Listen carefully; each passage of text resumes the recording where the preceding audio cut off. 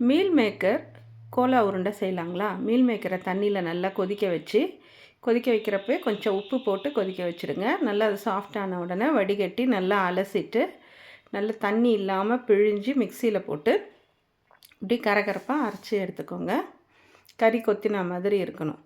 அப்புறம் உருளைக்கிழங்கு ஒன்று வேக வச்சு அதையும் மசித்து அதில் சேர்த்துருங்க. கொத்தமல்லி, கறிவேப்பிலை, உப்பு, கரம் மசாலா, அப்புறம் ஒரு 3 காஞ்ச மிளகாவும், ஒரு ஸ்பூன் சோம்பையும் கரகரப்பாக அரைச்சி அதையும் அதில் போட்டுருங்க. இதெல்லாம் போட்டு நல்லா இதை பிசைஞ்சு, இது சப்போஸ் எண்ணெயில் போடுறப்போ விட்டு போயிடுமோன்ற பயம் இருந்துச்சுன்னா கொஞ்சமாக கார்ன்ஃப்ளவர் மாவு போட்டுக்கலாம்.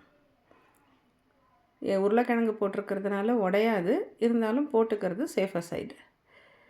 போட்டு பிசைஞ்சிட்டு உருண்டை உருட்டி இந்த மாதிரி எண்ணெயில் பொரித்து எடுத்தோம்னா உங்கள் மீல் மேக்கர் கோலா உருண்டை ரெடி.